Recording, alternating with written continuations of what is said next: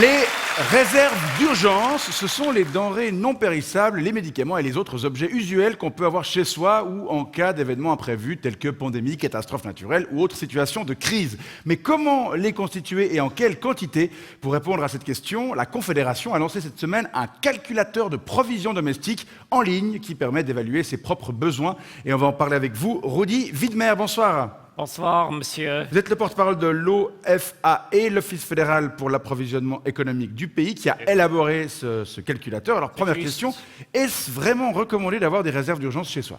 Alors, c'est clair, il ne faut pas paniquer, hein, mais on ne sait jamais. Hein. On vit dans un pays qui est relativement sûr, mais on ne sait jamais.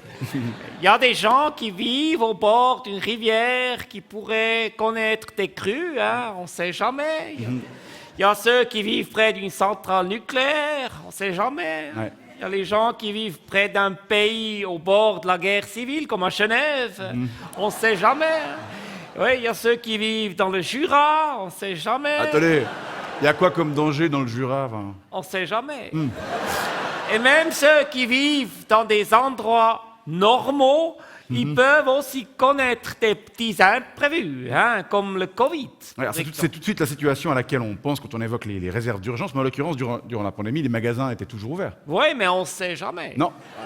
Vous savez, le Covid, c'était peanuts comme pandémie. Hein, alors, bref, toutes ces personnes, hein, ça veut dire toutes les personnes de la Suisse, à elles, on recommande donc d'avoir Des réserves d'urgence à la maison au cas où on ne sait jamais. On ne sait jamais, comme on l'aura bien compris. Venons-en à ce calculateur, comment ça fonctionne? Alors, je suis venu avec mon laptop. Yes. Oui. Je peux vous faire une démonstration. Voilà, je ne sais pas si on voit l'image sur l'écran. Voilà. Pas non plus. Je suis sur le site. D'abord, je remplis les données. Hein. Là, j'ai pris un exemple d'une famille de 5 personnes pour tenir pendant 14 jours. Ouais. Peut rentrer, oui, c'est aussi pour les familles chiantes avec intolérance au lactose, au gluten. Végétarien, les enfants, j'ai mis normal, et puis on calcule et hop, voilà, on a le résultat. Et alors, on voit, il faut 112 bouteilles d'eau d'1,5 litre, 12 litres de jus de fruits, 600 grammes de thé, 65 boîtes de conserve de tomates ou de maïs, 23 paquets de pâtes, 28 paquets de rösti, 34 paquets de haricots secs ou de lentilles, 21 boîtes de sardines, et puis 4 savons, 4 préservatifs et 4 paquets de papier de toilette. Alors, excusez-moi, si on mange tout ce que vous venez de lister, 4 paquets de papier de toilette, ça va pas suffire. Ah, de papier, je croyais de préservatif. Non. De papier de toilette. Non, mais vous savez, hein, quel que soit le chiffre qu'on met là, de toute façon, les gens, ils achètent 10 fois trop. Alors, ça, c'est toujours la même chose. Et tout ça, ça doit coûter très cher quand même, non? Alors, ça va, vous savez, d'après les estimations de Blick, qui a fait ça cette semaine, ils ont fait le calcul, il y a environ là pour 830 francs. Ça va.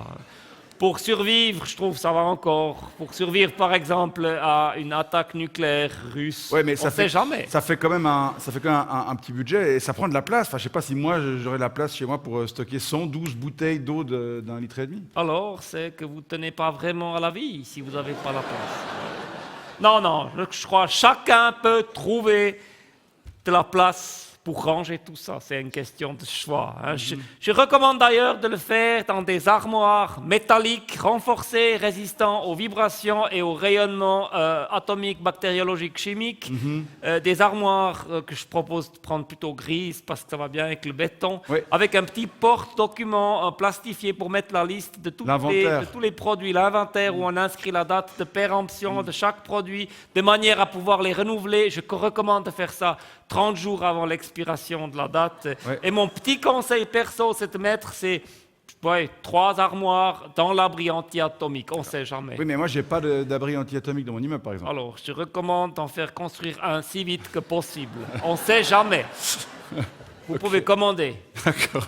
Vous êtes au courant que très peu de gens vont suivre toutes ces recommandations, hein, même si celles-ci concernent les réserves d'urgence. Alors, il ne faudra pas venir pleurer si vous mourrez de faim. Oui, bon. Et ma foi, si une fois il y a une catastrophe qui a lieu, seuls ceux qui auront prévu le coup survivront. Et la Suisse ne sera alors plus peuplée que de parano. Effectivement. En tout cas, on vous remercie d'être venu nous rendre attentifs à cette thématique des réserves d'urgence. Rudy Widmer. de l'Office fédéral pour l'approvisionnement économique du pays. Une bonne soirée. Merci.